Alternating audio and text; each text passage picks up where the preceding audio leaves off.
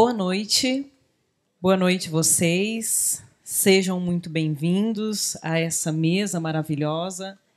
Eu estou com minha bolsa super especial, vou ostentar mesmo, tá? Porque este ano eu estou parceira da Companhia das Letras, eu ganhei essa bolsa, que traz o título do último romance publicado da Micheline Verunski, Caminhando com os Mortos, veio junto com um livro, aqui dentro estão alguns livros dela que eu tenho.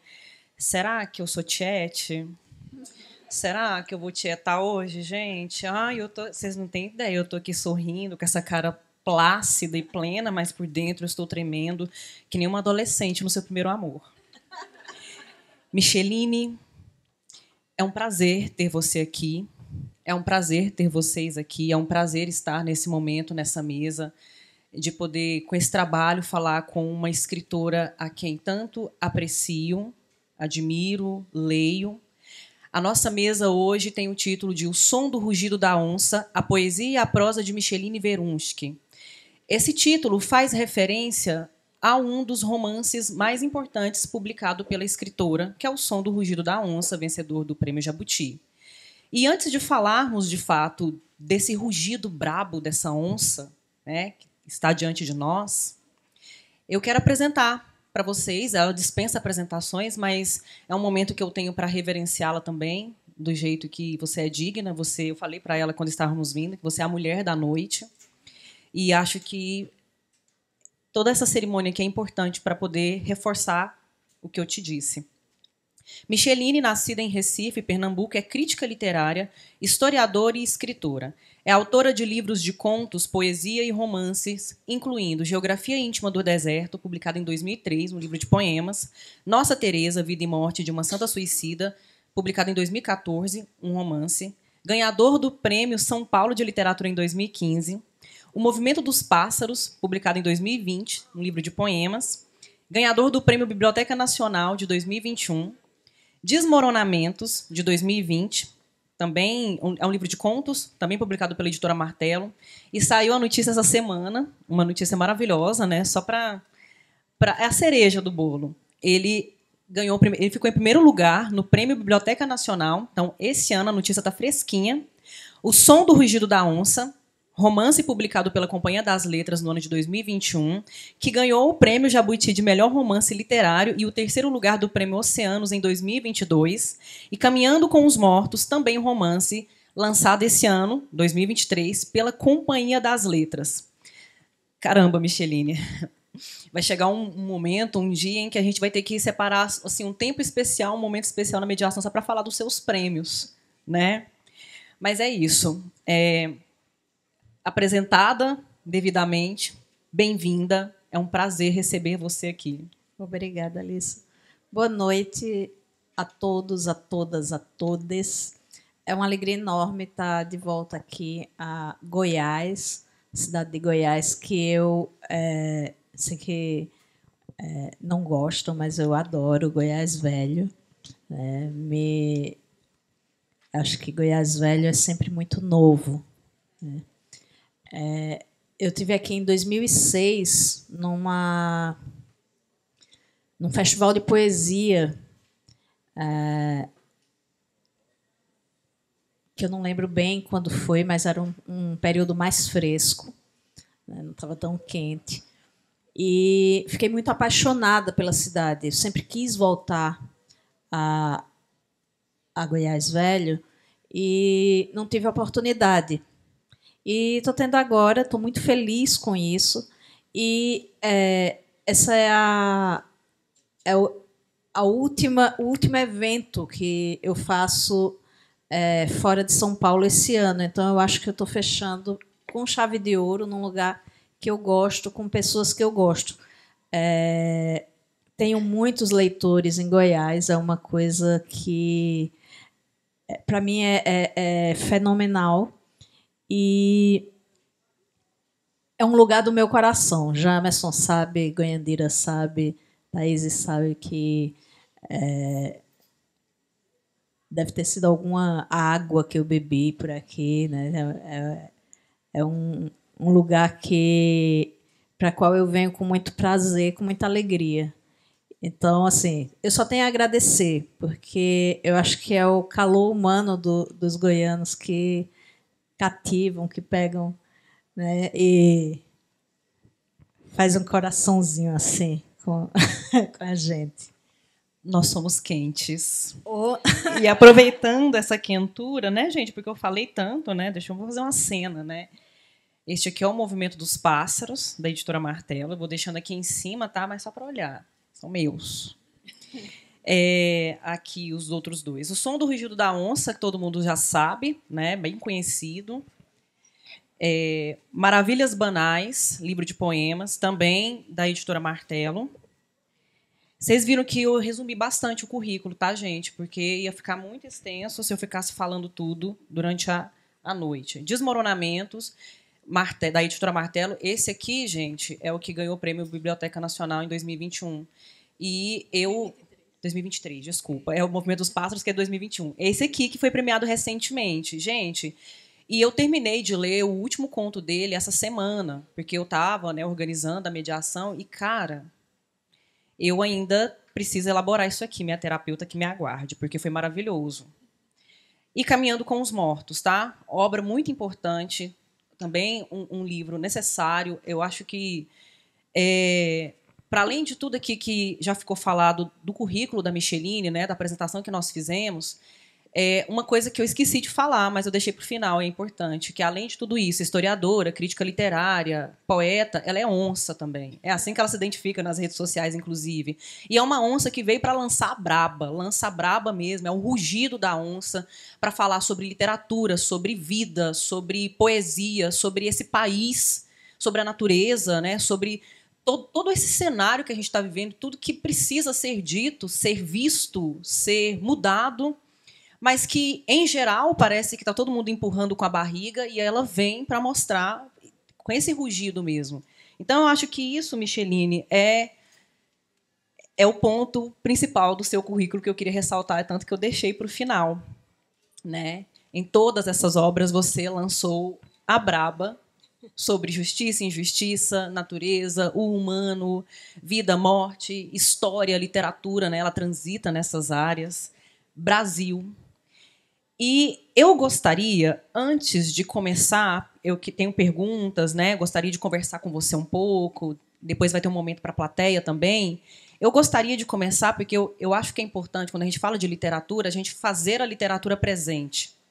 E eu gostaria de ler, ou de pedir para você ler. Na verdade, eu acho que é mais conveniente isso. Eu selecionei o trecho, né? Então, assim, estou sendo um pouco arbitrária, mas vou pedir para você ler esse trecho que está na página 42, porque ele dá, em alguma medida, o tom do que é o Caminhando com os Mortos, que é de arrepiar a espinha.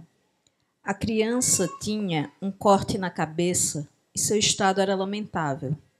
Seu corpo tremia inteiro e não conseguia completar uma frase que se fizesse entender, além da afirmação, que sim, a estavam matando. Era o filho de Celeste, Kevin. Técio logo reconheceu, e o casal não podia imaginar o que o menino tinha para lhe contar. E foi o que declararam ao delegado, ao investigador, ao escrivão, contando e recontando tudo com poucas variações em algumas horas de depoimento. Dormiam. A gente do mato dorme cedo. O dia é invariavelmente muito duro. Na manhã seguinte tinham um lote de algodão para colher. O homem precisava ir até a fazenda Sabiá prestar contas do trabalho meeiro. A mulher caberia dar conta do resto. Muito por fazer, enfim. Dormiram cedo, como sempre. Os corpos se indistinguiam entre o cansaço e a dor. Desabaram na cama, no colchão de palha dura, e entraram na longa noite sem sonhos. Se antes disso conjugaram seus corpos no encontro de peles e suores e sexos, não disseram.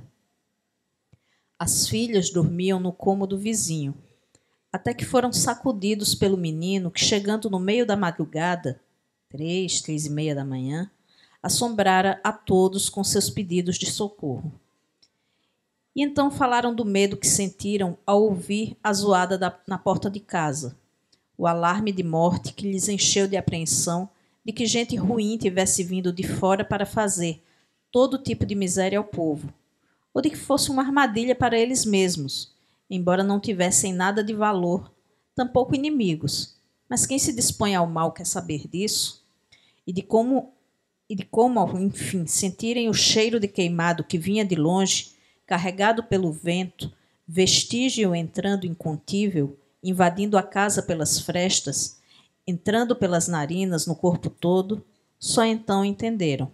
Os cães agitados.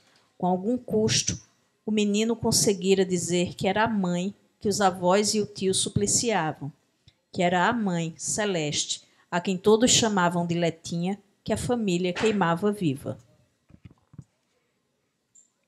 Sentiram o tom? É com essa mulher que nós estamos falando. Tá? Poderes mágicos com a palavra. Micheline, estava até conversando com você agora há pouco, caminhando com os... Gente, eu tô com uma colinha, tá? Depois da Covid eu fiquei sequelada da memória. Minha memória costumava ser muito boa. Agora ela precisa de suportes. Ainda é boa. A gente estava conversando, Caminhando com os Mortos é parte da trilogia do Mato. Eu vi várias entrevistas, participei de algumas lives contigo e já estou registrando há muito tempo. Parece até que o universo estava me avisando. Você vai mediar uma mesa com a Micheline. Ele começa com o som do rugido da onça. Essa trilogia começa, tem Caminhando com os Mortos. Tem um terceiro a caminho. Assim, sem atravessar, nesse primeiro momento, o seu projeto, você pode falar um pouquinho disso com a gente? Posso. Essa denominação, Trilogia do Mato, quem acabou dando foi a Stefânia Chiarelli, que é uma crítica carioca. Eu já sabia que era uma trilogia, mas eu não tinha nomeado ainda. E a Stefânia, numa resenha que ela fez para o Estado de Minas, ela nomeia Trilogia do Mato. Aí eu mandei uma mensagem para a Stefânia e disse, não quero nem saber, vou roubar, agora é Trilogia do Mato, porque faz todo sentido. Eu costumo dizer que O Som do Rugido da Onça é um livro ayahuasqueiro, e que o Caminhando com os Mortos é um livro juremeiro. Eu ainda estou descobrindo qual é o mato do terceiro livro, né, que eu estou escrevendo agora. Esse grupo de narrativas ele tem uma proposta de pensar o Brasil a partir dessas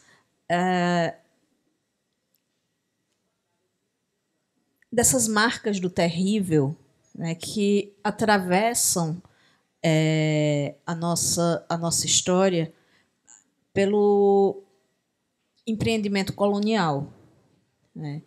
No Som do Rugido da Onça, a gente tem essa história horrível, né, dessas crianças que foram roubadas, que foram levadas do país em nome da ciência, né, crianças que são usurpadas de tudo, né, de sua cultura, de sua língua, de sua própria existência, para atender não apenas a ciência, mas esse projeto de desumanização que a empresa colonial, enfim, põe em curso. E o Caminhando com os Mortos, embora ele trate de uma história contemporânea, né, ele tem ecos desse projeto. Né? Conta essa história dessa menina, né, dessa moça que é supliciada pela família, que é um spoiler, né, isso. Mas é um spoiler que faz sentido porque é o centro do livro. O leitor, de certo modo, ele já entra sabendo disso, né? Já está na abertura do livro. Esse projeto ele se organiza dentro do Caminhando com os Mortos pela religião, né? Então a gente tem essa menina, essa moça supliciada pela família num lugar remoto, e essa essas marcas de um cristianismo terrível, quando não deveria ser, né? Um cristianismo que procura domesticar os corpos, né? E quando não consegue, se empenha em destruí-los. É uma marca desse projeto colonial também, né? Não é à toa que os jesuítas estão na primeira leva de pessoas que chegam a esse território. No terceiro livro, que eu tenho que fazer um mistério, né, porque não posso contar ainda, eu acho que... Deixa eu ver como é que eu conto. Ele já tem um título? Ele tem, mas se eu disser o título, todo mundo vai saber do que se trata. Mas ele tem ele tem um título duplo, por enquanto, né? Não é um título fechado. Então, por enquanto, vamos chamá-lo de Depois do Trovão. Ok. Ele vai falar de uma das grandes guerras desse território, né? Uma guerra praticamente desconhecida, e ele vai falar de como o agro começa nos primórdios desse país também. Então, eu vou cutucar essa feridinha aí. Você faz um percurso temporal, né, de relacionar épocas e de mostrar o quanto ainda temos raízes coloniais. Isso fica bem... Eu percebi isso muito forte no Caminhando com os Mortos, e é um livro que você fez durante a pandemia, né? É o meu livro da pandemia. Nosso Suplício e o Suplício da Ficção. Quando a pandemia começou, muito rapidamente, as pessoas começaram a me pedir textos sobre a pandemia. Eu digo, gente, eu não posso escrever sobre a pandemia, eu não tenho a menor condição nem mental, nem intelectual de escrever sobre a pandemia. Esse livro ele é dedicado a 3 pessoas. Ele é dedicado a Henri, é dedicado a Jacinta e é dedicado a Belinha. Eu conheci Henri e conheci Jacinta. Henri era meu amigo, um homem negro, professor, ator, homem da cultura e homossexual. E Henri foi assassinado, queimado um pouco antes da pandemia começar, numa situação de violência extrema. Jacinta, quando eu era adolescente, criança, adolescente, jovem adulta, Jacinta era, na minha cidade, o que hoje a gente chamaria de mulher trans, né? Mas, na época, de uma forma deletéria, ela era chamada de traveca, né? Uma forma de diminuir, pejorativa, né? E Jacinta foi assassinada, queimada e degolada. E Belinha foi uma moça, todos eles da minha cidade. E Belinha foi uma moça, a coisa de uns 30 anos atrás, 30, 35 anos, não sei, não lembro ao certo, foi uma moça que foi assassinada pela família num contexto de intolerância religiosa, e ela foi queimada também.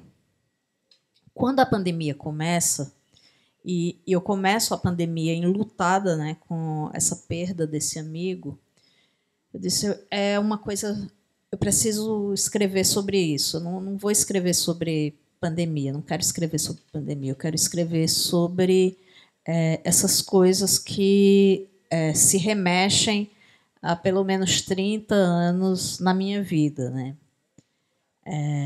Sobre inquisições. Sobre inquisições. Fogo, né? Muito fogo. Em 2010, mais ou menos, eu escrevi... Não, acho que foi um pouco depois, 2012, eu escrevi nas redes sociais, em alguma das redes sociais, que o Brasil estava encaretando. Mas não era um encaretamento, na verdade. O encaretamento faz parte, era uma não sei nem se essa palavra existe, uma fascistização, né, do Brasil.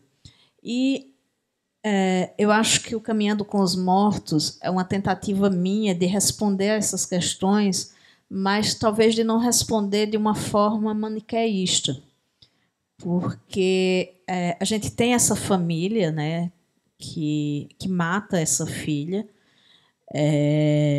mata de uma maneira terrível, mas eu tentei construir esses personagens de forma que o leitor até comece com raiva, com ódio dessa família, mas que no fim tenha compaixão por ela. Então não se trata exatamente de pensar somente a intolerância religiosa, mas de pensar isso política e afetivamente. Afetivamente no sentido que Spinoza dá o termo afeto. Né? Esses afetos tristes com os quais nós, brasileiros, às vezes nos agarramos. Vocês estão vendo o compromisso com o Brasil dessa mulher. Você sabe o que eu estou percebendo aí? Você é do dia 10 de julho, né? Você é uma canceriana com traços bem librianos. Eu sou um monstro, na verdade. Eu sou canceriana com lua em câncer e ascendente em câncer. Nossa, você é muito canceriana. Sou muito monstro. As pessoas, canceriana é bonzinho. Não é, não. É a onça lançando a braba, gente. E aí eu já quero aproveitar para fazer uma pergunta que vai nessa direção aí. Porque eu percebo muito na sua escrita a presença de vozes. A sua voz, a voz de um eu, e esse eu, em alguma medida, coincide com o biográfico da Micheline, mas também é um eu fictício que é construído para falar na obra, mas também a voz do Brasil, a voz dos outros, de amigos que não puderam falar, e aí você vê a necessidade de fazer alguma justiça no dizer dele que foi silenciado. E também a gente vê um pouco dessa dança entre a historiadora e a ficcionista. Eu queria que você falasse um pouco do seu processo em relação a isso, de você conseguir dosar, conjugar, conciliar essas várias vozes. Os seus romances são muito polifônicos, mas também essas vozes que falam de dentro da Micheline, a historiadora, a ficcionista, a crítica literária, a brasileira. Eita, pergunta difícil. Sabe o que é mais complicado dessas mesas? O mais complicado dessas mesas é que você tem que ser inteligente para responder as perguntas das pessoas, né? Você tem que estar muito atento, assim, ser inteligente o tempo todo. Vamos ver se eu consigo. O mundo é um burburinho, né? Por exemplo, eu estou aqui falando, mas tem alguém falando ali, né? E tem alguém falando na cabeça da gente o tempo todo, né? Tem várias pessoas falando o tempo todo ao redor da gente, dentro, fora, né? É o rádio que está ligado em determinada frequência, é a pessoa conversando na mesa do bar, é o que sua avó te disse, sei lá, em 1983. O mundo é um torvelinho de vozes. Eu sou uma escritora ambiciosa. Eu tenho uma grande ambição.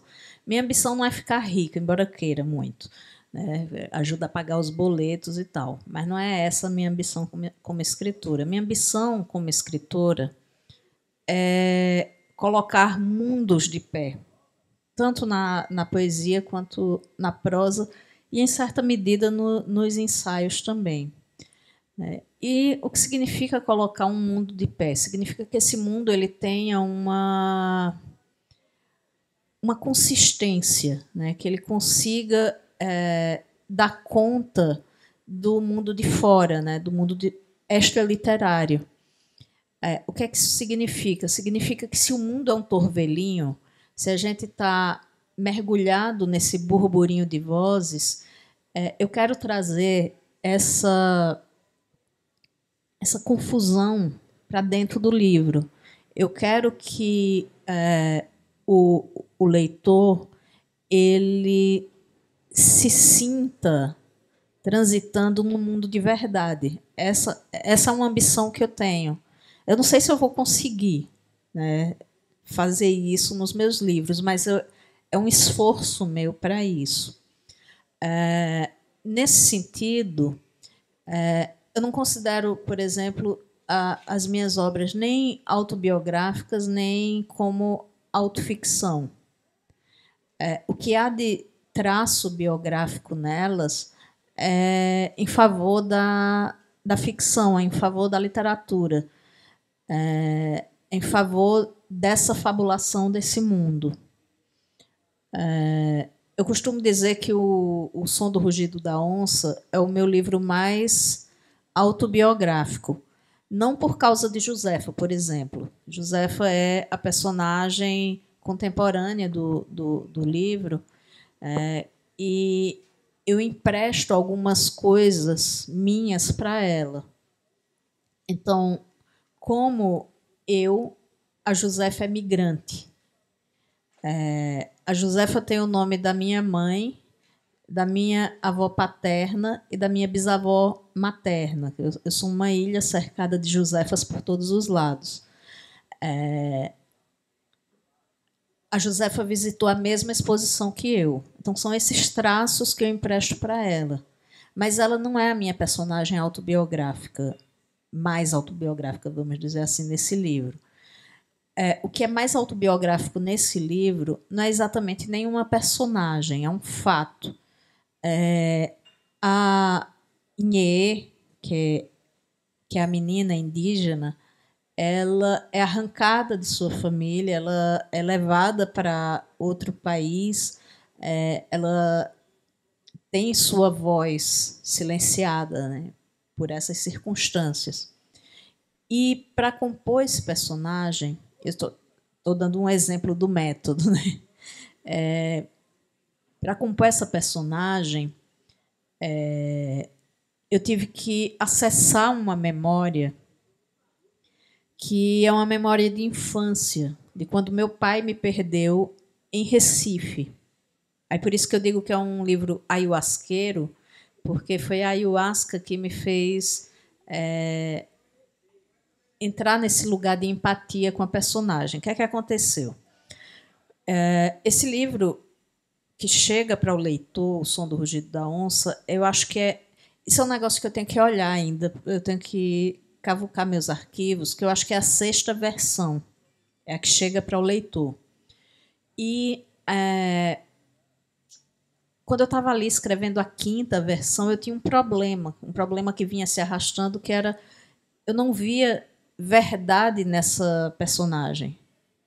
Não via verdade nessa narradora. E se o autor não vê verdade no seu personagem, no seu narrador, é um problemão, porque o leitor também não vai acreditar, né? E nessa época, um pouco antes disso, eu estava escrevendo isso em 2016, 2017, 2018, mais ou menos. Um pouco antes, na PUC, eu estava pesquisando, eu participo de um grupo de pesquisa, eu estava pesquisando, é um grupo muito, uma balbúrdia, como diria um certo político que a gente quer esquecer. Esse grupo era uma balbúrdia, a gente pesquisa coisas como oralidade, barroco, mestiçagem, e a gente estava muito interessado ali, nessa época, sobre a neurobiologia das plantas. Eu estava interessada particularmente na ayahuasca, não como alguém que usou a ayahuasca, eu estava interessada como pesquisadora, nunca tinha usado. Aí a gente sai dessa pesquisa e vai para minha escrita, né? Quando eu percebo que esse era o problema daquela versão do romance, que era o fato do livro não me parecia verdadeiro, né, por conta disso, aí eu tive uma ideia. Eu disse, quem sabe se eu tomar ayahuasca, eu me aproximo da minha personagem. Aí eu tenho um amigo que ele estava interessado na ayahuasca de uma outra forma. uma forma mais ritual e psicológica.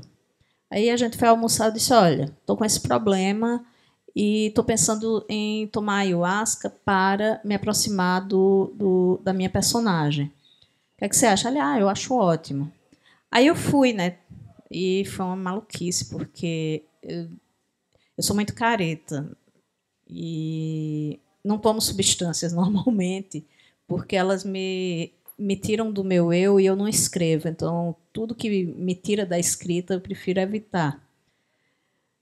Mas com a ayahuasca diferente, né? Eu digo, eu vou tomar. Pode ser que eu morra, porque eu sou muito alérgica, eu vou tomar esse negócio no meio do mato, esse negócio vai tapar minha glote e eu vou morrer dura no meio do mato, sem socorro. Essa foi uma disposição. A outra disposição foi... eu sou uma pessoa controladora, né? Canceriana, enfim. Abafa o caso. Aí eu pensei, eu digo, não, isso não vai me pegar, não vai ter efeito nenhum. Vou, mas não vai dar em nada. Posso morrer, mas não vai me pegar, não. Aí eu caí do cavalo, né? Caí do cavalo porque o negócio me pegou muito forte e porque eu morri também, né? Porque a ayahuasca ela é uma morte, uma pequena morte. Renascimento, né? E no meio foi muito intenso, foi uma semana muito intensa, porque eu fiz todo o processo de limpeza, de desintoxicação, de jejum, né? E começou 8 da noite, terminou 6 da manhã, exausta. Mas o que é que o mestre que conduzia o ritual disse o seguinte, que eu podia fazer 2 perguntas para o chá. E as minhas perguntas foram: quem é a minha personagem e como eu posso me aproximar dela? Não tinha outro interesse a não ser esse. E o que é que o chá faz comigo? Ele me pega, me leva para esse fato da infância, que era um fato que eu já sabia, mas que não dava a mínima importância, para ser bem honesto. Eu tinha o quê? 5, 6 anos de idade. Então, eu volto para esse lugar da criança perdida.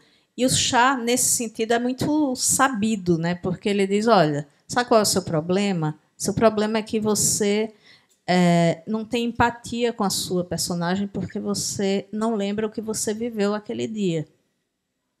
Então, quando eu tomo chá e eu volto, eu me sinto como uma criança perdida, que não sabe se vai voltar a ver sua família, que não sabe se vai voltar para sua casa, para sua terra. Aí, a partir daí, eu termino o livro. Eu terminei o livro depois desse ritual, eu terminei em 3 meses, né, que aí é essa versão. E isso diz um pouco por que eu digo que esse é o livro mais autobiográfico. Não porque tenha essa experiência exatamente, mas porque tem esse olhar de empatia para com essa figura histórica e para com a personagem que eu crio a partir dessa figura histórica. É como se você olhasse para ela, compartilhando um pouco do que é ser ela. A cosmologia, o estar num mundo tupinambá, tem uma coisa que eu acho muito bonita que diz: eu posso ser você sem deixar de ser eu mesmo. Isso é uma coisa da ontologia tupinambá. E eu acho que é isso, né? É de você olhar para o outro e se ver no outro, mas de uma forma comprometida, talvez. Micheline, aproveitando então essa fala sua que você inseriu na sua resposta, gente, ela respondeu bem, não respondeu? Você ficou falando lá que porque tem que ser inteligente. Ninguém tem dúvida aqui da sua capacidade, da sua inteligência, gente, Micheline. Tem que ter muito neurônio. E aproveitando que você colocou esse ponto, né, de como o chá motivou você a pensar empaticamente sua personagem, tem uma outra coisa que eu queria também pensar, refletir um pouco com você, com o pessoal. Muito se fala sobre a arte ser uma possibilidade de lidar com traumas, com dores, com a violência, elaborar as experiências dolorosas, né? De às vezes a gente até conseguir não se curar, mas transmutar essas experiências. E a sua literatura, para além de tudo que é possível ver, né, que metaficção, metalinguagem, metapoesia, o trabalho com a palavra e tudo mais, né, principalmente quando eu observo a poesia, né, aí o romance, a narrativa, a prosa de ficção está me trazendo esse outro olhar, principalmente, né, é muito preocupada em denunciar mesmo essas raízes coloniais, né, essas inserções que estão sendo feitas de uma maneira muito dominadora e exploratória no nosso país desde 1500 e que não queremos mais. Isso é evidente. E você está fazendo algo muito significativo em relação a isso, esse dizer não queremos mais. Eu queria te perguntar agora, assim, acho que essa pergunta vai até mais para o seu lado canceriano. A escrita ajuda a expurgar dores individuais e principalmente coletivas? Como é isso? Mais uma pergunta difícil. Vamos ver.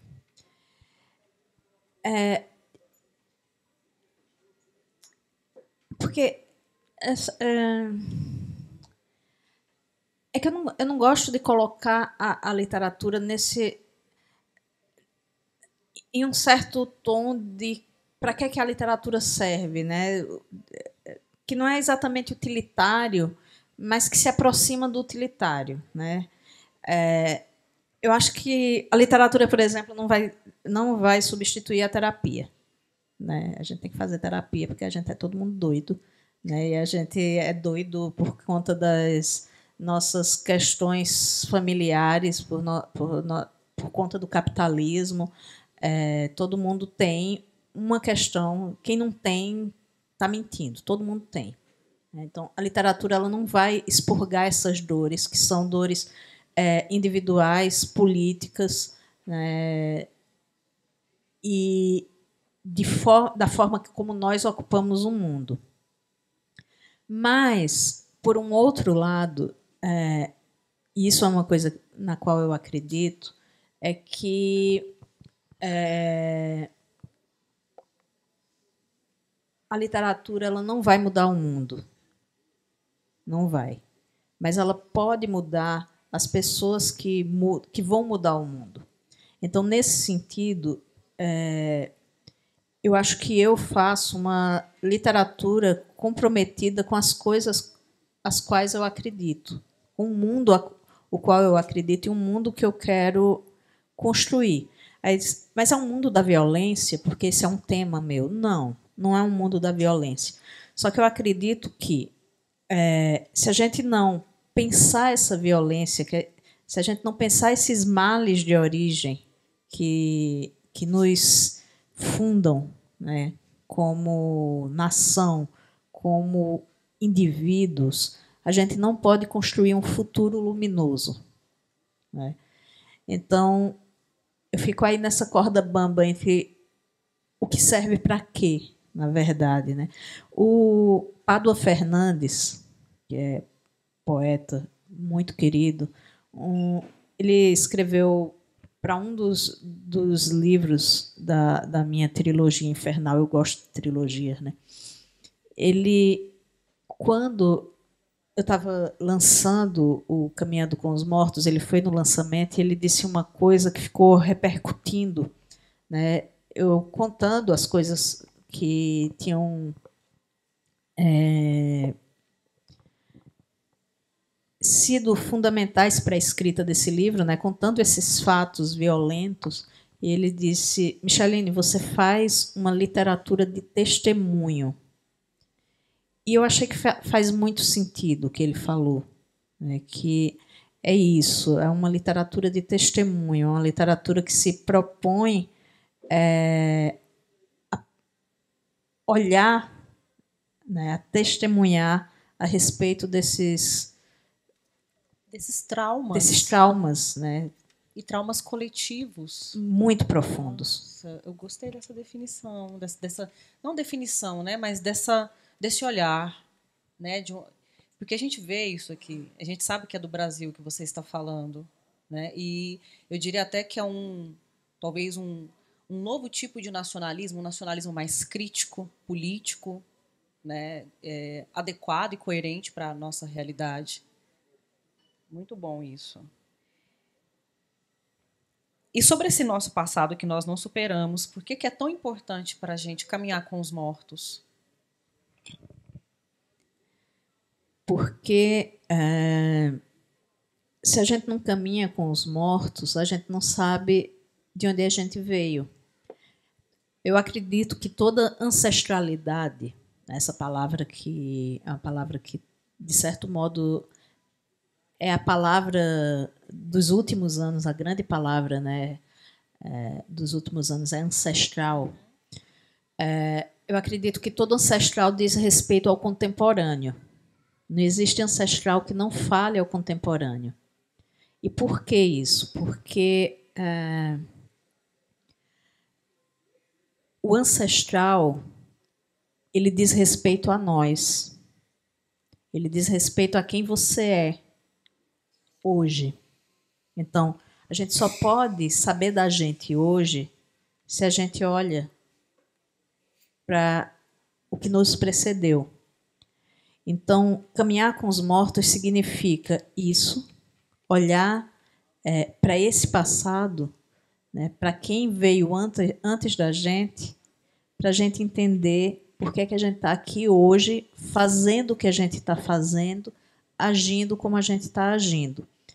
Um exemplo de como o ancestral é o contemporâneo, um exemplo triste, né?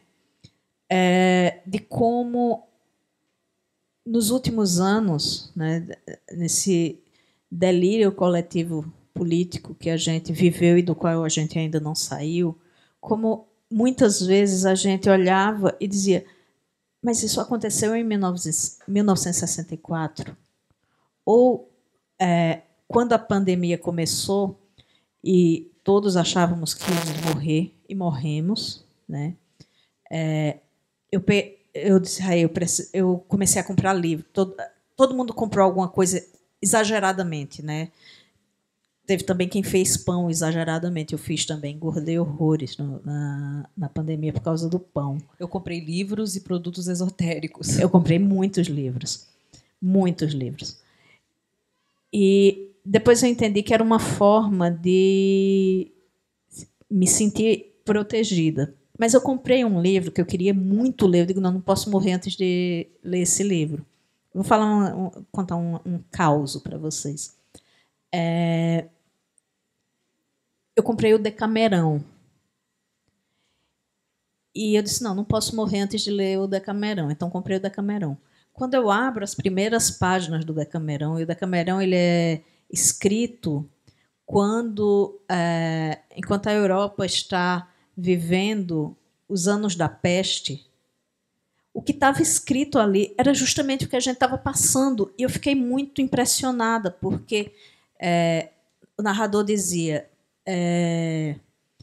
enquanto a peste mata, tem aqueles que vão para as festas enlouquecidamente, como se não houvesse amanhã. Mas tem outros que correm para as montanhas e vão se esconder. E era justamente o que a gente estava fazendo. Tinha gente que ia para as festas, não era clandestino, mas tinham as festas. E tinha gente que se trancava em casa, tinha gente que rezava, e tudo isso está ali no Decamerão.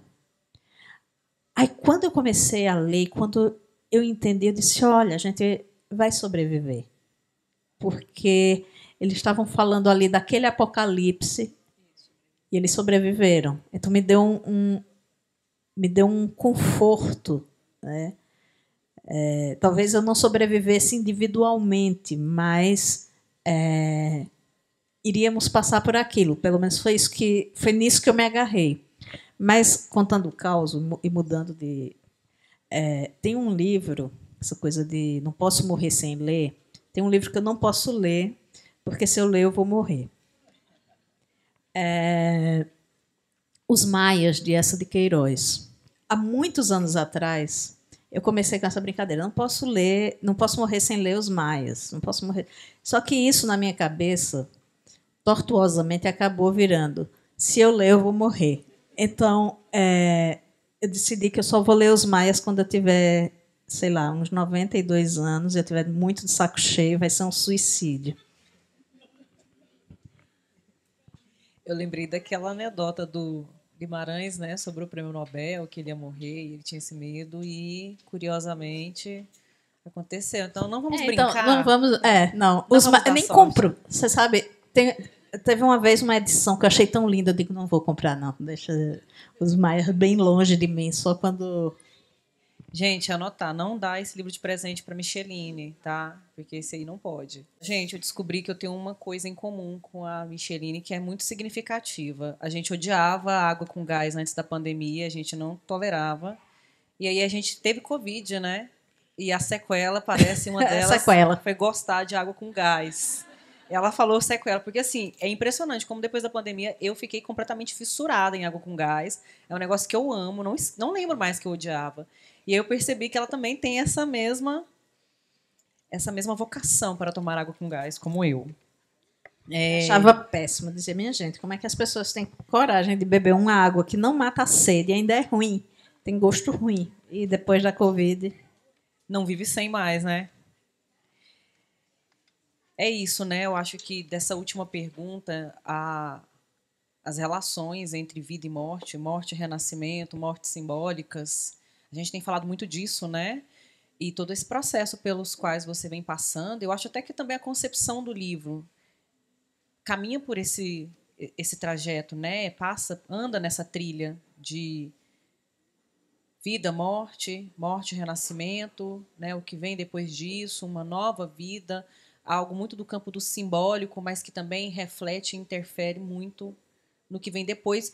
Porque, assim, passar por um livro desse, quem leu na plateia vai poder concordar comigo. Quando a gente termina um livro desse, a gente consegue ter consistência e clareza de que a gente é outra pessoa depois de concluir uma leitura dessa, né? A gente está falando agora como leitora, porque você tem o seu processo de escritora, de atravessar fazer 6 versões e depois disso entregar uma pronta e o que virá depois, né? É todo um recomeço, um novo recomeço, né? A cada novo livro.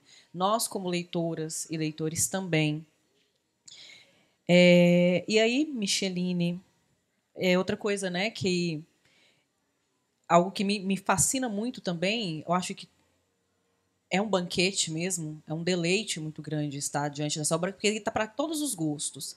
Para quem é leitor iniciante, né, está começando a literatura, não estudou teoria literária, mas para quem também se debruça sobre teoria literária, quem faz o papel de crítica literária, isso aqui também é um prato cheio. E é algo que também me puxou muito forte, é a Micheline passeando e morando nas diferentes formas, na poesia, na crônica, no conto, né, na narrativa curta, no romance. Eu vi a Micheline nesses lugares todos aqui. Eu vi a escrita da Micheline, né, a sua autoria, a sua escrita, a sua dicção, seu estilo aqui. E eu estudo, né? Agora eu vou falar um pouco de mim, não tanto compartilhando com todo mundo igualmente, mas falando um pouco de mim. Como eu estudo, já consigo perceber a dicção da Micheline em alguns textos. Mas aí, voltando até no que a gente conversou lá atrás, que eu fui falar um pouco dessas outras vozes que aparecem, né, na sua escrita, ao mesmo tempo que eu percebo que existe aqui uma Micheline, tem um jeito até oracular de falar. Né? Acho que o arquétipo de Câncer, né, a grande mãe, tem algo aí de oracular, de sábio, de antigo, de ancestral nesse dizer, em que mistura muito de oralidade, muita oralidade, o jeito de falar, do contar dos povos, e a erudição da pesquisadora, daquela que se debruça, daquela que vai para a pesquisa de campo, né? Vai tomar ayahuasca não pela questão ritualística a princípio, mas por pesquisa, e isso vira o ritual, né? De bandeja você ganha um ritual. Então em alguma medida, não só polifônico, mas muito, muito multifacetado. Eu queria te perguntar agora, eu espero que essa pergunta seja uma das mais espontâneas possíveis. Na verdade, vão ser perguntas, né? Existe uma Micheline para cada gênero, para cada forma literária? Como você gerencia isso? E onde está a Micheline agora? Eu sei que a Micheline está trabalhando no terceiro romance da trilogia do Mato, mas o tempo é só de ida, né? Não é de volta nem de parada. Qual Micheline você está preparando para depois de tudo isso? Eu acho que, na verdade, elas não se separam, né? Essas Michelines aí que você viu. Acho que elas não se separam, elas são todas parte da mesma experiência, né? Eu sou uma pessoa que escreve, né? Eu acho que desde os 9 anos de idade que isso é uma questão na minha vida, né? A escrita. E quando me pedem mini bio, né? Ah, manda mini bio para tal evento, para tal publicação. Na verdade, o que eu queria escrever mesmo era só o seguinte: Micheline Verunsky é escritora. Algumas vezes eu mando só isso. Mas você só vai mandar isso? Só, mas é o que interessa de fato, né? Que é uma pessoa que escreve e que gosta de contar, gosta de contar histórias. Eu estou escrevendo romance. Eu faço muitas coisas ao mesmo tempo, né? Então, aí as pessoas dizem, mas você tem uma produção muito. Você é muito. Tem uma palavrinha para isso, né? Quando você produz muito. Profícua, talvez? Acho que profícua é uma delas, mas eu estou tentando lembrar de uma mais específica. Produtiva, talvez. Não sei. Mas o fato é que eu escrevo muito o tempo todo. Então, eu estou escrevendo o Depois do Trovão, agora, mas eu estou escrevendo também um livro de poesia, que é um livro sobre o luto. Eu estou pensando no. Não estou escrevendo, mas estou pensando no quarto volume da trilogia Infernal, que vai virar uma tetralogia, né? Então, essas coisas elas estão o tempo todo se movimentando. Eu penso também, alguém me deu essa ideia e eu achei que faz muito sentido, que é escrever um livro dos sonhos. Eu tenho sonhos muito vívidos e sonhos muito fabulativos, e eu pensei em algum momento escrever alguma coisa nesse sentido. Aí, vou contar outra história. No começo desse ano, o Ronaldo Bressani me pediu um spin-off do meu livro novo. Aí eu disse, do meu romance novo. Aí eu disse, Bressani, você quer um spin-off do Som do Rugido da Onça? Ele, não, eu quero um spin-off do Caminhando com os Mortos. Aí eu disse, olha, Bressani, o Caminhando só vai sair em junho, só vai ser lançado em junho. Eu não vejo sentido, porque ele tem uma revista que ele edita, né, uma revista física, que é muito bacana, que é a Morel. Aí eu disse, eu até tenho um spin-off do Caminhando com os Mortos, mas eu não acho que seja adequado, porque o livro não saiu ainda. Então, como é que eu vou escrever alguma coisa do universo do livro se o livro ainda não chegou para o leitor? Mas eu tenho um spin-off do Rugido, que é o que? É um outro capítulo do Rugido, que não saiu no livro. E por que é que não saiu? Porque não cabia no livro. Que é a história de Josefa quando Josefa volta para a Alemanha. Então, essa história ela está publicada na Morel. Acho que ano que vem deve sair como brinde para os leitores em um e-book da companhia, né? E é essa história. Mas eu tenho uma história também do Caminhando com os Mortos, que é a história do pregador. Não tem no livro. Não, o pregador é uma figura, uma personagem difusa, mas eu sei a história dele e não coloquei no livro. Então, em algum momento, eu vou escrever essa história. Aí o meu marido disse, você devia escrever um livro de contos só com as continuações das coisas que você não colocou nos livros. Eu também achei que faz sentido. Então, assim, projetos tem um monte e eu vou escrevendo na medida em que as coisas vão sendo urgentes para mim. Inclusive, você mencionou, a gente falou um pouco da trilogia do Mato, né? E aí você mencionou a trilogia Infernal. Você pode falar um pouco dela para a gente? A trilogia Infernal são 3 livros.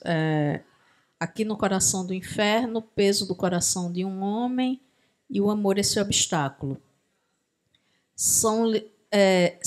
Na verdade, ele foi concebido como um romance único, que eu dividi em 3 capítulos. Por que eu dividi? Eu dividi porque eu achei que fazia sentido que eles saíssem em tempos diferentes. E como a minha narradora principal, tem outros narradores, como a minha narradora principal, ela era leitora de Tex. Quem conhece Tex aqui? Eu conheço. Então, a minha personagem ela é leitora de Tex. E Tex, vocês lembram que era saía um por mês e quando estava ali na última página, aí aparecia a palavrinha continua. A gente, ai meu Deus, só mês que vem que eu vou saber o final dessa história. E ela é leitora de texto. Eu digo, eu vou fazer esse livro como eu vou dividir em capítulos, como o Tex era dividido em capítulos. E ele vai pensar alguns lugares também das violências do Brasil, né? Vai pensar a violência de Estado, da ditadura militar, vai pensar a violência agrária e vai pensar a violência contra a mulher. Então, a gente tem uma narradora, que é uma menina, Laura, ela tem uns 12 anos, ela é filha de um delegado de polícia no interior, numa cidade do interior, e esse delegado, esse pai dessa menina, um belo dia, ele leva para casa um menino um pouco mais velho que ela, que cometeu um assassinato, mas não um assassinato qualquer, um menino canibal. Esse menino é preso e a população da cidade quer linchá-lo. E esse delegado acha que tem pena do menino e acha que é mais seguro deixá-lo em casa enquanto o carro da FEBEM não chega. E é a partir desse fato que vão se desenvolver algumas coisas. A investigação de Laura sobre o passado do pai como agente da ditadura, a história desse menino, quem é esse menino e a situação de violência que ele viveu e que transformou ele naquilo que ele é. E uma outra história que é a história da mãe de Laura, que quando o livro começa ela já é falecida e que talvez o pai a tenha matado. É uma coisa que fica não, de certo modo, isso não é bem resolvido nos romances, que é uma das minhas características, né? Todos os romances eles são lacunares, eles são fragmentários e isso é proposital. Uma tendência também que a gente percebe na literatura que se tem feito atualmente, né? Eu acho que combina muito esse momento, por isso que esse momento é tão importante, porque é difícil a gente ter oportunidade de falar com um escritor ou uma escritora que a gente aprecia tanto. É difícil, assim, levando em consideração quando a gente começa a nossa formação leitora e de repente a gente tá com uma escritora que a gente aprecia, que a gente admira, que a gente lê, e ela tá aqui, ela pode conversar com a gente, vamos nos deleitar. Até porque a gente pode pedir para ela dizer outras coisas que a gente pode utilizar até para preencher alguns dos espaços que ficam, né? E até como uma proposta também das suas leituras não maniqueístas, porque o maniqueísmo é que faz, é isso ou aquilo, né? E você não chega para propor isso, é isso ou aquilo, mas a reflexão. Deixa eu ver aqui como é que está o nosso tempo. Eu vou abrir perguntas para a plateia jazinho, mas eu queria fazer 2 perguntinhas. Eu acho que essas perguntas vão ser mais breves. Uma é, para um leitor que vai, pela primeira vez, buscar um livro da Micheline Verunsky para ler, qual você indicaria? Por que você indicaria este livro? Eita, isso é difícil, porque cada, cada livro é um livro, né? Eu indicaria O Som do Rugido da Onça, porque, embora o Nossa Teresa, Vida e Morte... Se o Nossa Teresa, Vida e Morte de uma Santa Suicida estivesse disponível, ele está disponível em e-book, mas nem todo mundo gosta de ler em e-book. Eu diria, comece pelo Nossa Teresa, que você vai se aproximar daquilo que, inicialmente, do que eu quero propor para o leitor. Né? Esse é o da Patuá. Os livros da Patuá eles estão esgotados. Tem uma ideia minha e da minha agente de levar esses livros para a companhia. Né? Então, eles não estão disponíveis na editora. Mas o Nossa Teresa está disponível em e-book para quem gosta de e-book. Eu diria, comece pelo Nossa Teresa. Na falta ou na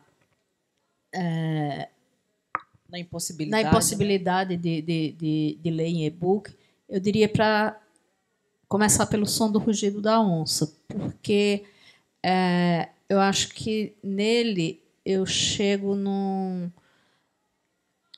numa coisa que eu quero muito, que eu trabalho muito por isso, que é uma percepção de tempo que é de um tempo não linear.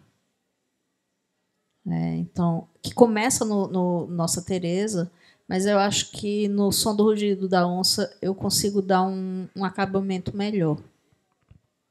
Ótimo, olha, gente, para quem ainda, viu? Fica aí a dica. Aí a pessoa pode começar pelo Nossa Teresa e ir para o Rugido. Exato. A outra pergunta que eu queria te fazer, essa aqui eu acho que você vai achar mais difícil responder. Será? Será que eu estou tão intuitiva assim hoje? Qual é o seu livro que você mais gosta? O meu livro que eu mais gosto, isso é muito difícil de responder, porque cada livro é um livro, né? Cada livro tem uma história.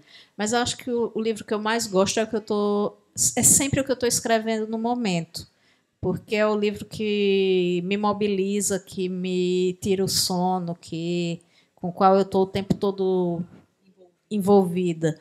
Então, o livro da vez é sempre o livro que eu mais gosto. Né? Isso é legal, né, gente? É sempre no porvir. Aí depois que você entrega esse filho, o próximo. Muito bom. Vamos lá. Para eu não me delongar muito mais, agora eu vou passar para perguntas da plateia, gente. Acho que agora é a vez de vocês, porque eu já metralhei a Micheline de perguntas. Tinha muita coisa que eu queria perguntar que mais ficaria conversando. Só que eu acho que vocês também gostariam de perguntar, em alguma medida, às vezes até compartilhar com ela impressões de leituras que vocês tenham tido, né? Porque esse movimento também é muito comum nos eventos, né? Eu acompanhei várias lives da Micheline, eu percebi que tinha gente que mandava comentário, recado, às vezes abria microfone em determinadas eventos diferentes, né, para poder compartilhar, comentar com ela, né, sobre a recepção da obra da escritora. Então agora é a vez de vocês, a hora é a vez de vocês. Quem gostaria? Não sejam tímidos, porque se vocês forem tímidos, eu vou começar a perguntar a vocês. Você diz que se considera uma pessoa controladora, mas, ao mesmo tempo, você diz que, na sua literatura, tem algo de lacunar.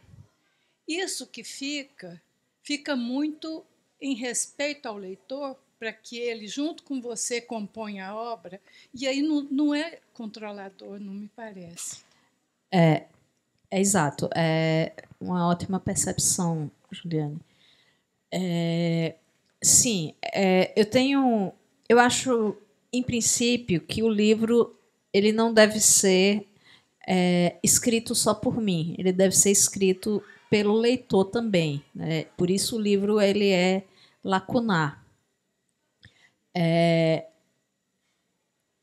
De fato, isso não é uma coisa controladora a princípio, mas eu lanço esse anzol, né, para fisgar o leitor. Eu quero um efeito, né? Eu quero que o leitor ele volte para os livros, né? Que ele junte as peças. Então tem uma coisa de manipulação do leitor nesse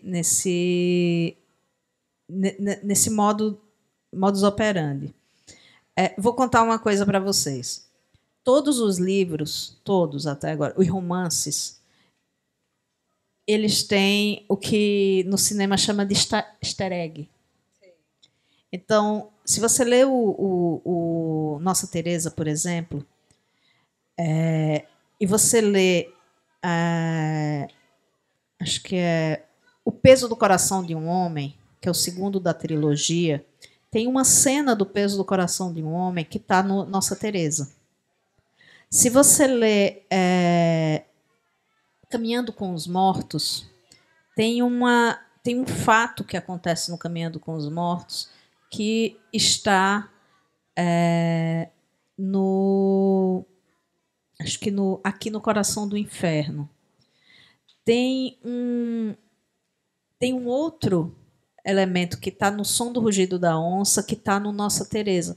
Então, na verdade, eu faço armadilhas para o leitor e eu quero que o leitor volte, né, para ver o que foi que ele esqueceu. Que ele diga, opa, peraí, eu já vi isso em algum lugar. Então, tem um controle aí. Né? Então, na ideia de liberdade para o leitor, né, tem, na verdade, um anzol.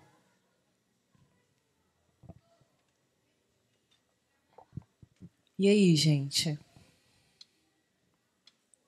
Mais alguém? Mazinho.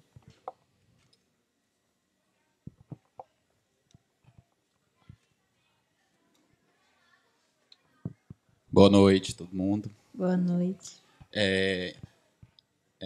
Micheline, né? Eu.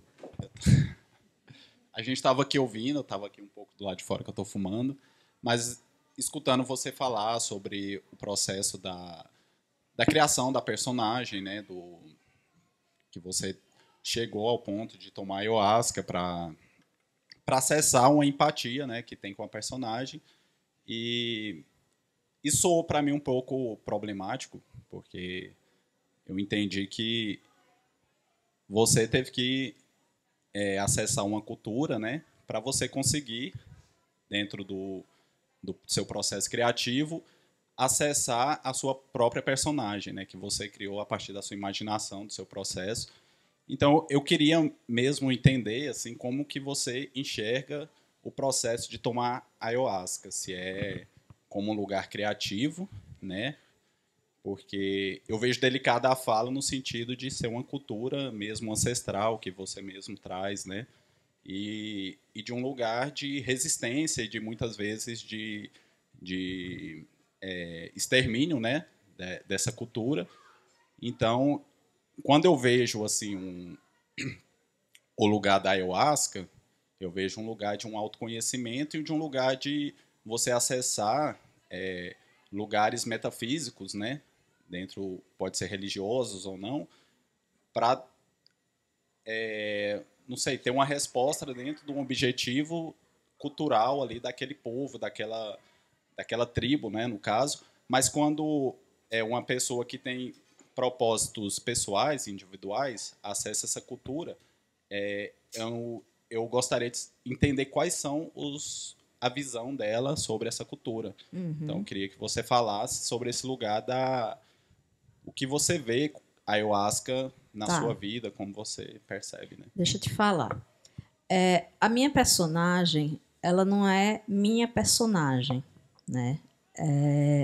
Foram pessoas que viveram, foram 2 indivíduos, 2 seres humanos que foram levados, historicamente existentes, né? A menina Miranha, do povo Miranha, e o menino do povo Juri. Eles se tornam personagens na medida em que eu os escrevo, mas antes deles serem personagens, eles foram pessoas. Para eu representar essas pessoas de uma forma não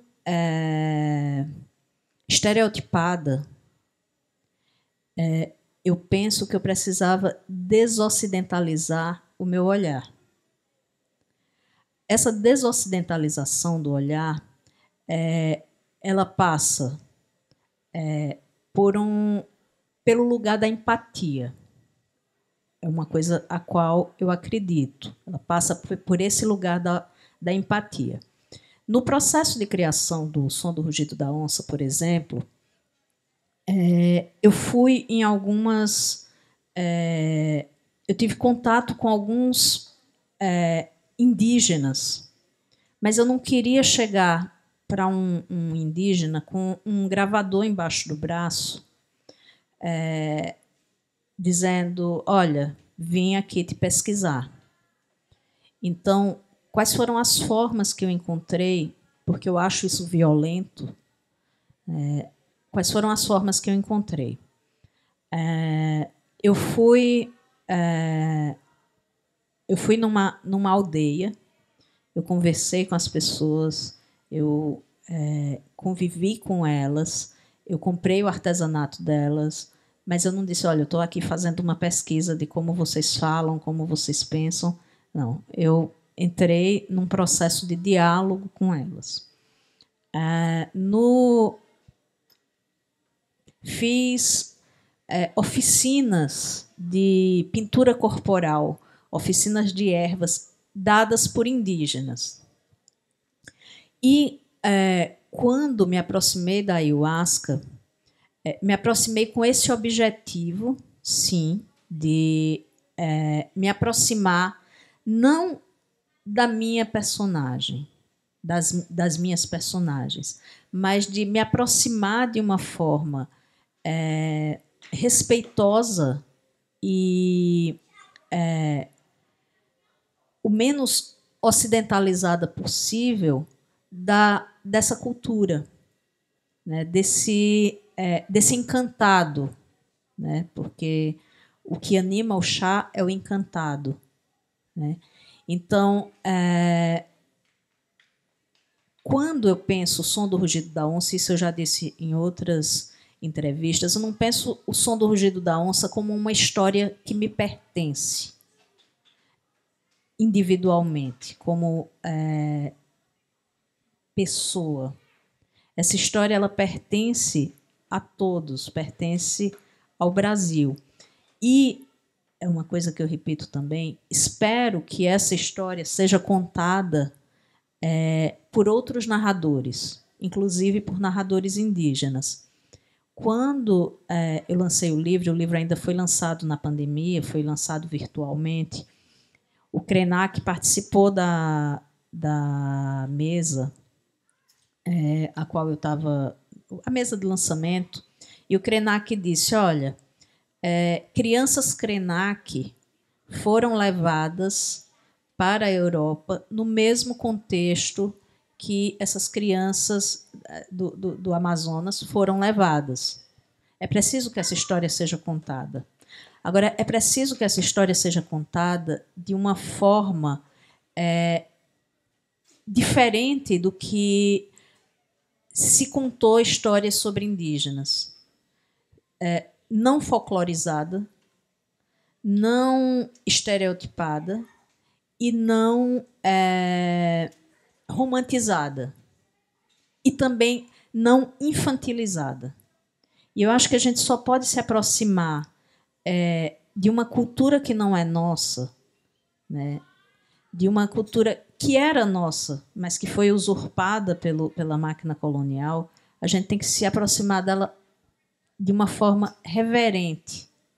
E acredito que me aproximei dessa, não só da ayahuasca como um encantado, mas de todo esse universo cosmológico dos povos, tanto do povo Miranha quanto do povo Juri, me aproximei reverencialmente, embora eu não seja uma pessoa religiosa. E digo a você e a todos vocês, a ayahuasca mudou a minha vida, mudou a minha percepção de mim, do mundo e do outro. Tomei a ayahuasca depois disso mais uma vez e não sei se vou voltar a tomar. Não sei, talvez sim, talvez não. Mas é isso. Muito obrigado, Micheline, pela resposta. Porque eu fiz essa pergunta porque é muito comum hoje em dia, né? Depois de um processo acho que é um processo que a galera entendeu mesmo que dentro dessas culturas, né, da cultura da ayahuasca, do candomblé e de outras culturas de matriz africanas e indígenas, existe um acesso, né, que a academia não oferece, a cultura ocidental não oferece, né? Então, essa questão foi muito por esse lugar, porque é um lugar muito perigoso, né, de acessar. O capitalismo ele transforma tudo em commodities. E a gente tem que ter muito cuidado com isso, né, porque coisas de grande potência, né, elas são facilmente transformadas em mercadoria. Né? E não deve ser esse o que nos leva, né, o que nos impulsiona. Sim. É isso que eu queria entender. E esse lugar também da ancestralidade que você fala, que é de todos nós, né? Só que a ancestralidade, né? A gente estava até discutindo após sua fala aqui, no meio da sua fala, sobre esse lugar, porque é um lugar que não é de todos nós, né? Essa era a discussão, porque é um lugar de quem tem um privilégio de acessar mesmo seus avós, seus pais, e saber realmente de onde vem, de qual região europeia ou africana que você pode ter vindo. Mas para as pessoas negras, e principalmente, né, esse é um lugar inacessível. Né? Isso que é uma discussão que está tão vigente atualmente, porque para as pessoas negras é um lugar apagado. Né, esse lugar da ancestralidade. Então a gente busca, a partir de culturas afrodescendentes que permeiam aqui dentro do Brasil, para tentar acessar algum lugar, mas então também é um lugar delicado quando a gente pensa em ancestralidade, porque para as pessoas, sobretudo de classe média, esse lugar nunca foi questionado, né? Nunca foi verdade, Mazinho, eu acredito no seguinte, que para as pessoas negras, para os descendentes apagados dos indígenas e para as pessoas pobres, de uma maneira geral, esse acesso à sua história, né, a essa memória ancestral, é um item de luxo. Né? É um item que, como você tão bem diz, não é disponível. Né? As pessoas negras, afrodescendentes, as pessoas indígenas, não as pessoas indígenas aldeadas, vamos chamar assim, mas as pessoas que têm uma ascendência indígena, mas não a conhecem, e as pessoas pobres, elas têm que encontrar outras formas, né, de acesso a essa ancestralidade para entender quem são. E essa é uma das coisas mais terríveis que a máquina colonial legou para territórios como o território brasileiro. Né? Sobre isso, sobre o indígena, eu vou falar, isso eu perguntei hoje para a Elissa, eu disse, você é indígena? Ela tem traços indígenas muito marcantes. Ela disse, não sou. Mas meu pai, ele tem uma história tal, enfim, de ancestralidade. Mas que possivelmente ela não sabe. Quando você pergunta, se você conversa com um judeu, por exemplo, o judeu nunca vai dizer meu avô era judeu. Ele não diz. Ele diz eu sou judeu. Né? Quando você pergunta para um descendente de indígena, tão claramente descendente de indígena, você diz, você é indígena? Não. Meu pai era, meu avô era, minha avó era. E isso é um efeito claro dessa usurpação da ancestralidade que a máquina colonial nos dotou. Vou contar uma história pessoal. Minha avó Luzia. Minha avó tinha claramente traços indígenas, embora ela tivesse a pele branca, mais branca. Né? E minha avó dizia, quando ela era viva, que a avó dela era uma mulher indígena. Eu venho de uma região do Nordeste, né, o sertão pernambucano, que é território indígena. Eu tenho de um lado o povo chucuru, do outro lado, que é do lado paterno, eu tenho o povo chucuru, de onde vem a família do meu pai, o povo chucuru. Do lado materno tem o povo funiô. Mais adiante tem o povo capinauá. E mais longe, mais para o lado de Petrolina, tem o povo tuxá. Então, toda aquela região do sertão pernambucano é uma região indígena. É um território indígena. Quando a minha avó era viva, ela dizia isso. E minha avó é dessa região do povo funiô. Minha avó morre em 2009.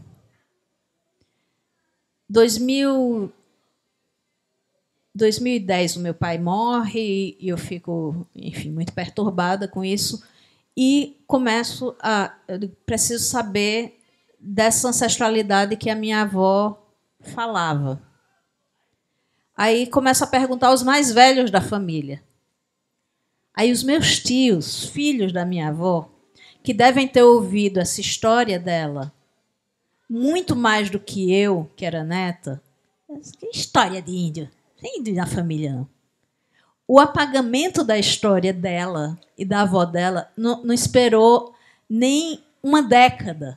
Esperou 2 anos para os meus tios dizerem que não havia história de indígena na família. Essa menina está inventando isso. Eu não tô louca. Estou louca, minha avó falava isso. Aí vou para as minhas tias. Não, eu falava assim. Tem que perguntar para não sei quem. Enfim, não consegui descobrir. Não consegui descobrir. Aí vem a história legal. Né? Legal no certo sentido. Eu tenho um primo genealogista. Eu não sou genealogista, não tenho a menor paciência para genealogia, né? Que é de você ir cavocar cartório. Você precisa de uma grana, você precisa de paciência, você precisa de diplomacia que eu não tenho. Mas eu tenho esse primo genealogista. E os genealogistas eles querem descobrir a parte europeia da família. Né? O genealogista ele nunca quer saber da parte africana, nunca quer saber da parte indígena. Né? Ele quer saber de que região da Itália você veio. Ou de que região sei lá, enfim. Nunca querem. Mas esse primo genealogista ele descobriu uma coisa interessante. Essa região de onde a minha família vem é próxima de Palmares. Palmares pertencia à capitania de Pernambuco. Né? Hoje é Alagoas, mas tudo aquilo pertencia à capitania de Pernambuco. E Domingos Jorge Velho, o bandeirante que sai de São Paulo, atravessa Goiás, vai para o Nordeste brasileiro, vai para a Bahia, depois vai para o Piauí, depois vai para Rio Grande do Norte. Ele vai dentro de um projeto genocida da coroa portuguesa, né, que era exterminar. A palavra usada nos documentos é essa, em muitos momentos. Exterminar os povos indígenas do interior do Nordeste. E ele é retirado desse empreendimento para combater Palmares. E ele destrói Palmares. É o Domingos Jorge Velho que destrói Palmares. Esse cara, que era muito mais indígena do que branco, né? Ele era filho de indígena, né? A serviço da coroa portuguesa, que é outra coisa perversa do colonialismo, que é pegar os povos, investir nas disputas territoriais para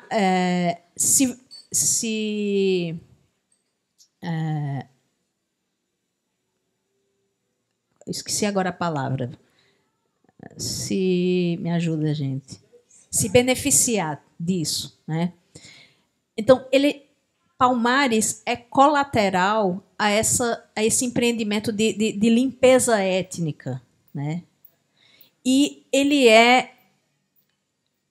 esse cara, que é um cara filho de indígenas, né, diziam filho de bugra, né, que falava muito mal português, porque falava muito mais o tupi misturado ao português, que é o Nhangatu.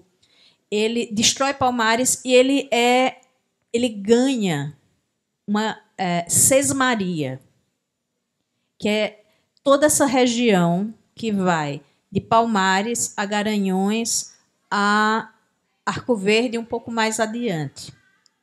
Esse cara ele tem um filho natural, que era um filho também com uma mulher indígena, chamado Miguel, que se une.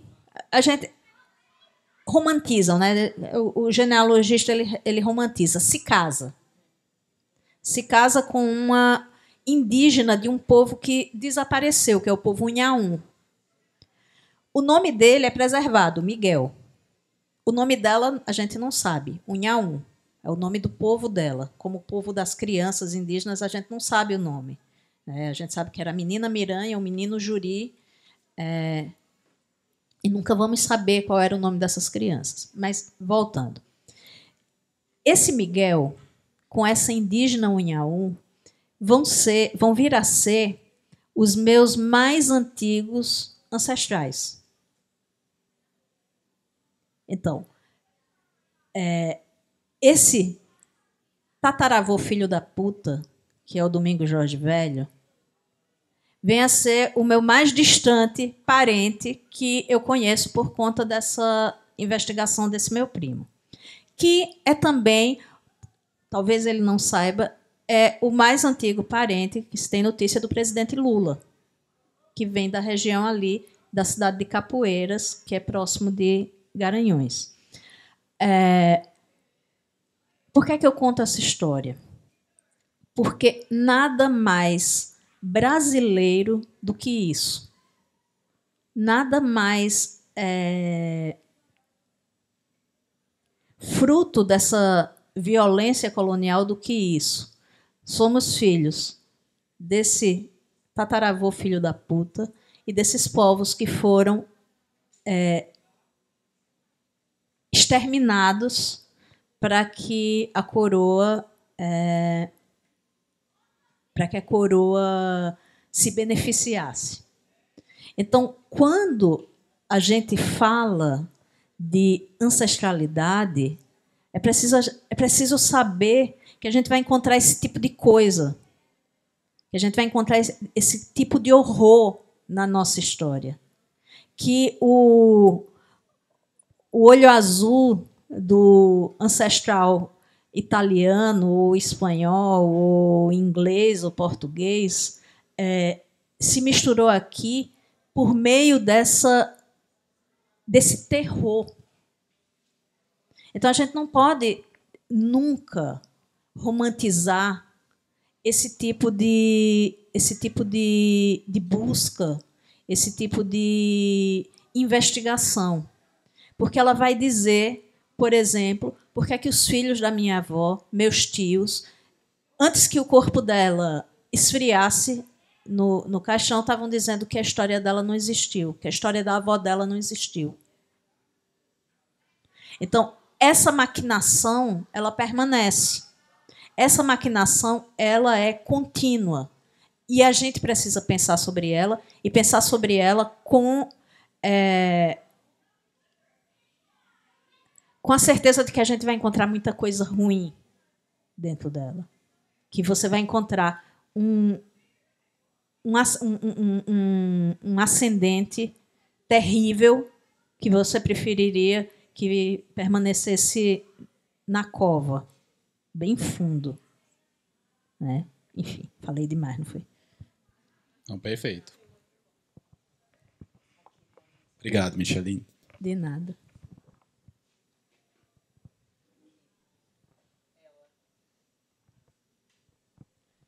Micheline, meu nome é Kelly. Te Oi, ouvindo Kelly. agora, eu fiquei pensando assim que esse livro, né, O Rugido da Onça, é meio que uma vingança dessas avós, né? Que assim, mesmo não tendo vingança no sentido de fazer existir essa história ainda de alguma maneira, né, de um outro jeito, mesmo que fosse a história de outros, né, que existem registros e tudo. Mas o que eu fiquei pensando é que, mesmo não tendo registro disso, né, dessa ancestralidade que a gente perde, alguma coisa permanece, né? Assim, senão você não estaria interessada justamente por esse assunto, né? E eu acho que isso vem muito nesses processos inconscientes mesmo, né? E aí você falou a sua busca da ayahuasca, né? E eu fiquei curiosa para saber o papel do sonho na sua escrita, assim, como que é essa relação? O papel do sonho é um papel preponderante na minha escrita. Hoje em dia, menos, não menos o papel do sonho, mas já houve... eu tenho poemas que foram elaborados no sonho, né, e dos quais, quando eu acordo, eu lembro fragmentos, eu acabo anotando esses fragmentos. Então, muitos poemas meus são frutos de sonho. A trilogia Infernal, ela começa com um sonho, né, um sonho que eu sonhei, sei lá, há uns 35, não, menos, uns 25 anos atrás. Né, eu tive um sonho, e esse sonho ele ficou ali fermentando, até que eu digo, eu fico pensando nesse sonho, vou escrever alguma coisa a esse respeito. E eu sou essa pessoa que sonha muito, e que sonha sonhos muito vívidos, muito com começo, meio e fim. Eu descobri essa semana, numa consulta, que eu tenho uma coisa que se chama alucinação hipnagógica, acho que é isso, hipnagógica, que é uma alucinação que ela acontece um pouco antes de dormir, e só nesse momento. Né? Tem gente que tem esse tipo de alucinação um pouco antes de acordar. E essas alucinações elas estão muito ligadas à paralisia do sono. Esse tipo de alucinação ele impacta o sono, né, porque causa uma série de compensações, né, que o corpo acaba se adaptando para dar conta. Mas eu acredito, eu ainda não comecei a pesquisar mais profundamente desde que eu descobri isso. Eu acho que tem a ver com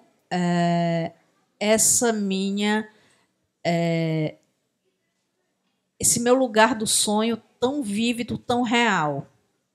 Né? E essa lembrança, as pessoas dizem, esqueci do que eu sonhei.